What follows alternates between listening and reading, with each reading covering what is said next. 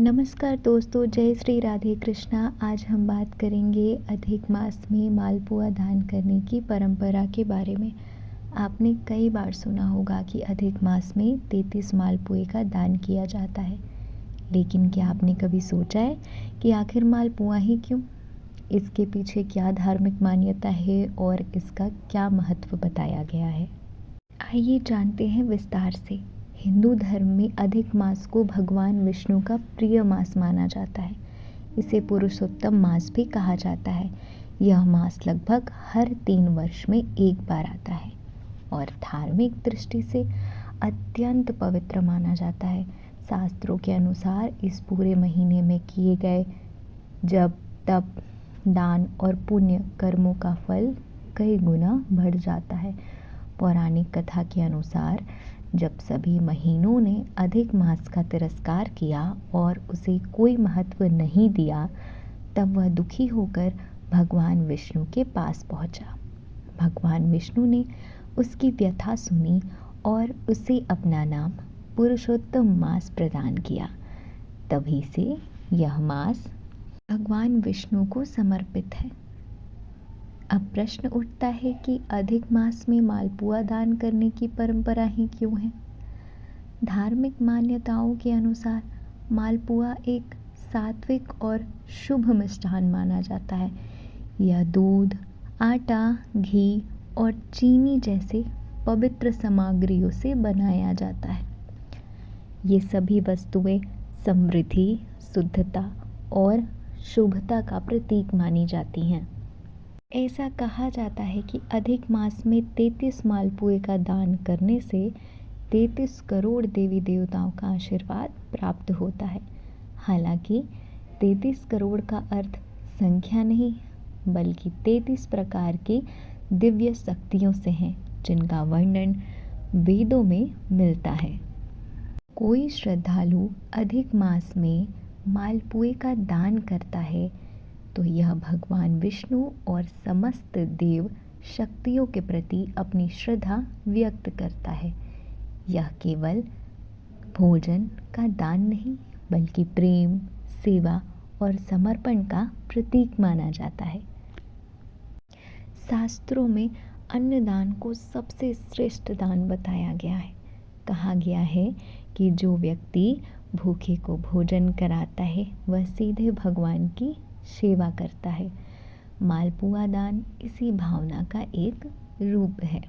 धार्मिक मान्यता है कि अधिक मास में मालपुआ दान करने से घर में सुख समृद्धि आती है, आर्थिक परेशानियां कम होती हैं, परिवार में खुशहाली बनी रहती है, साथ ही पूर्वजों की कृपा भी प्राप्त होती है। दान करते समय यह ध्यान रखना चाहिए कि दान अहंकार में नहीं, बल्कि श्रद्धा और विनम्रता से किया जाए। यदि कोई व्यक्ति अपनी सामर्थ्य के अनुसार दान करता है, उसे भी पूर्ण पुण्य प्राप्त होता है। केवल दिखावे के लिए किया गया दान उतना फलदायी नहीं माना जाता। अधिक मास में भगवान विष्णु की पूजा, श्रीमद् भगवद गीता का पाठ, विष्णु सहस्त्र नाम का जप, गरीबों को भोजन कराना और मालपुआ का दान करना विशेष रूप से शुभ माना गया है। कई स्थानों पर लोग 33 मालपुए बनाकर ब्राह्मणों, साधु संतों, ज़रूरतमंद लोगों या मंदिरों में दान करते हैं। कुछ लोग इसके साथ दक्षिणा और वस्त्र भी अर्पित करते हैं। धार्मिक ग्रंथों में कहा गया है कि अधिक मास आत्मशुद्धि और भगवान के निकट जाने का अवसर है। इस महीने में किया गया हर शुभ कार्य व्यक्ति के जीवन में सकारात्मक ऊर्जा लाता है और आध्यात्मिक उन्नति का मार्ग प्रशस्त करता है। दोस्तों, यह याद रखना जरूरी है कि भगवान केवल दान ही मात्रा नहीं देखते, बल्कि दान के पीछे की भावना देखते हैं। यदि आपके पास 33 मालपुए दान करने की सामर्थ्य नहीं है, तो आप अपनी श्रद्धा के अनुसार भी दान कर सकते हैं। भगवान आपकी भक्ति और निष्ठा को ही स्वीकार करते हैं। तो इस अधिक मास में भगवान विष्णु का स्मरण करें, ज़रूरतमंदों की सहायता करें और यदि संभव हो तो मालपुआ का दान अवश्य करें। मान्यता है कि इससे जीवन में सुख, शांति और समृद्धि का आगमन होता है तथा भगवान पुरुषोत्तम की विशेष कृपा होती है। तो मालपुआ दान की परंपरा केवल एक धार्मिक अनुष्ठान नहीं है, बल्कि इसके पीछे सेवा, श्रद्धा और समर्पण की भावना छिपी है। मालपुआ बनाते समय आटा, सूजी, दूध, चीनी, घी, केला जैसी सामग्री का प्रयोग किया जाता है। धार्मिक दृष्टि से ये सभी सामग्री शुभ और सात्विक मानी जाती हैं। इसीलिए भगवान विष्णु को मालपुआ का भोग अर्पित करना विशेष फलदायी माना जाता है। एक लोक मान्यता यह भी है कि जब मालपुआ घी में तला जाता है तो उसमें छोटे छोटे छिद्र बन जाते हैं सूजी के कारण। कहा जाता है कि ये छिद्र हमारी मनोकामनाओं और प्रार्थनाओं के प्रतीक होते हैं। हालांकि इसका शास्त्रों में स्पष्ट उल्लेख नहीं मिलता, लेकिन वर्षों से लोग इस मान्यता को श्रद्धा के साथ मानते आ रहे हैं। पुराने समय में अधिक मास के दौरान घर घर में मालपुए बनाए जाते थे।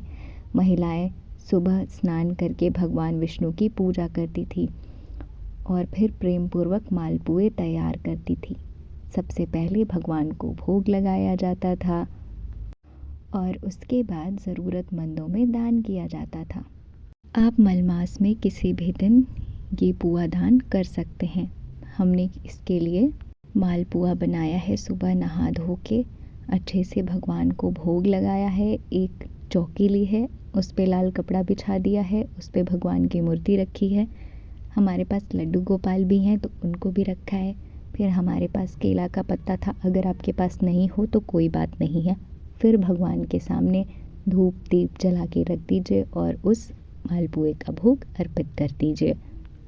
यही कारण है कि आज भी लाखों श्रद्धालु अधिक मास में मालपुआ दान करके भगवान पुरुषोत्तम श्री हरि विष्णु की कृपा प्राप्त करने का प्रयास करते हैं। दोस्तों, कैसी लगी आपको मेरी ये वीडियो मुझे ज़रूर बताइएगा।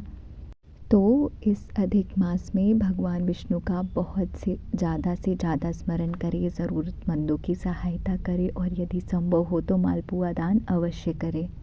मान्यता है कि इससे जीवन में सुख, शांति और समृद्धि का आगमन होता है तथा भगवान पुरुषोत्तम की विशेष कृपा प्राप्त होती है।